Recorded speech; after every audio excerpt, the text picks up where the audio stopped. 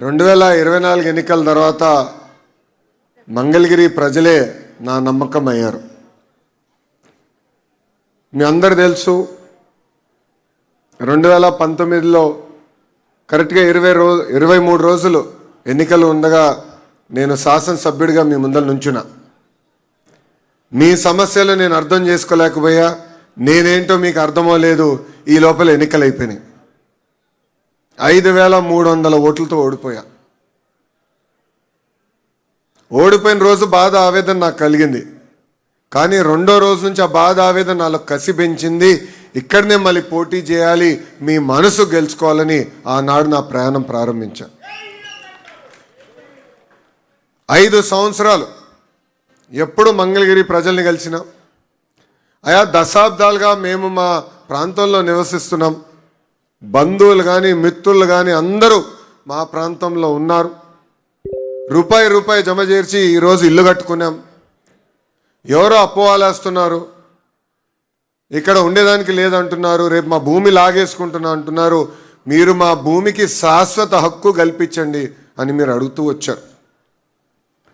ఆ రోజు నేను మీ అందరికి ఒకటే చెప్పా, ఒకేసారి అందరు భూముల్ని నేను రెగ్యులరైజ్ చేయలేను. ఎందుకంటే కొన్ని అటవీ శాఖ కింద ఉంటాయి, కొన్ని కొండ పోరంబోకని ఉంటాయి, అనేక క్లాసిఫికేషన్స్ కింద ఉంటాయి. కానీ తప్పనిసరిగా ఇచ్చిన హామీ 5 సంవత్సరాలు నేను నిలబెట్టుకుంటా అన్నాను. ఈరోజు రెండో విడత కింద 3000 కుటుంబాలకి శాశ్వత భూ హక్కు కల్పిస్తున్నాం. భూమి మీది, మీరే ఉంటున్నారు, ఇల్లు కట్టుకుని నివసిస్తున్నారు, కానీ తాకట్టు పెట్టే పరిస్థితి లేదు. భయంతో మీరు బతికారు. ఎవరో వస్తారంట, ఎవరో బీకేస్తారంటనా దశాబ్దాలుగా ఒక భయంలో మీరు బతికారు. ఈరోజు ఆ భయం అనేది పోతుంది. అది మీకు శాశ్వత హక్కు ఆ భూమి పైన ఈరోజు కూటమి ప్రభుత్వం మీకు కల్పిస్తుంది. సుమారుగా 1000 కోట్ల రూపాయల విలువైన భూమిని ఈరోజు మీకు అందిస్తున్నాం.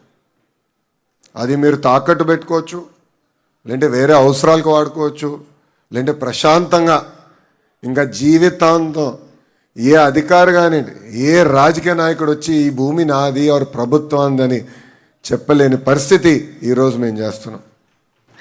ఆనాడు మీ అందరిని ఒక విషయం కోరా.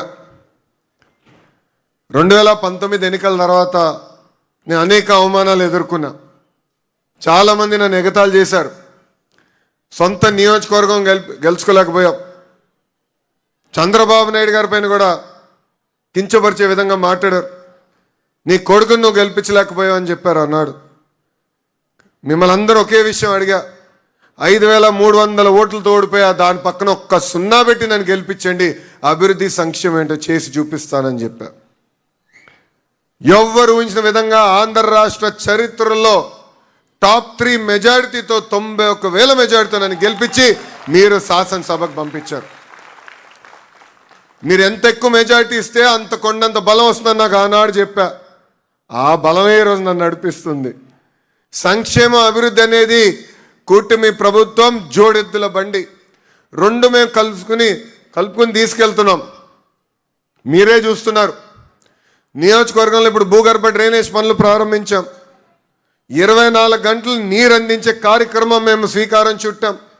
పార్కులు, శ్మశానాలు, కళ్యాణ మండపాలు, ఇట్లా చెప్పుకుంటా పోతే అనేక అభివృద్ధి కార్యక్రమాలు చేస్తున్నాం.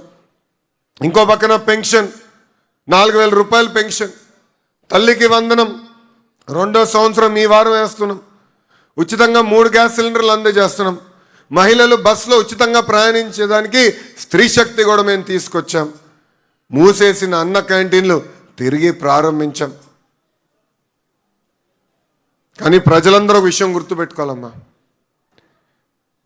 మన ప్రభుత్వం అధికారంలోకి వచ్చినప్పుడు ఆదాయం రూపాయి అవుతే ఖర్చు ₹60 ఉండే. పెన్షన్లు, అధికారుల జీతాలు, ఇంకో పక్కన అభివృద్ధి కార్యక్రమాలు.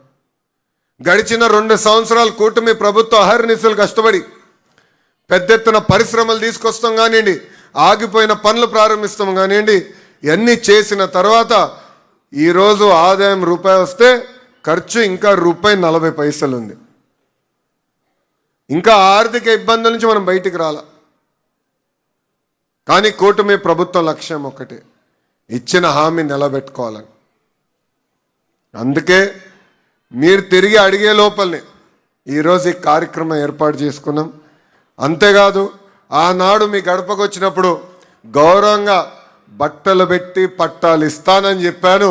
ఆ హామీ ఈరోజు మీ లోకేష్ నిలబెట్టుకుంటున్నాడు. అమ్మా, మీరందరూ చూస్తున్నారు, ఆంధ్ర రాష్ట్రంలో 3 పార్టీలు కలిసికట్టుగా పనిచేస్తున్నాయి. ఒక పక్కన తెలుగుదేశం పార్టీ, ఇంకో పక్కన జనసేన పార్టీ, అదేవిధంగా భారతీయ జనతా పార్టీ కలిసికట్టుగా పనిచేస్తుంది. ఢిల్లీలో కూడా ఎన్డీఏ ప్రభుత్వం ఉంది. ఇదే డబుల్ ఇంజిన్ సర్కార్ అంటారు. ఎందుకంటే అభివృద్ధి సంక్షేమం చేయాలంటే కేంద్ర ప్రభుత్వం సహకారం చాలా చాలా అవసరం.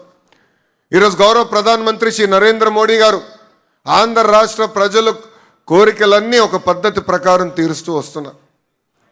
సౌత్ కోస్ట్ రైల్వే జోన్ ఏర్పాటు చేయాలని 3 దశాబ్దాలుగా మనందరికీ ఉన్న కళ, అది నెరవేర్చిన వ్యక్తి గౌరవ ప్రధానమంత్రి శ్రీ నరేంద్ర మోడీ గారు.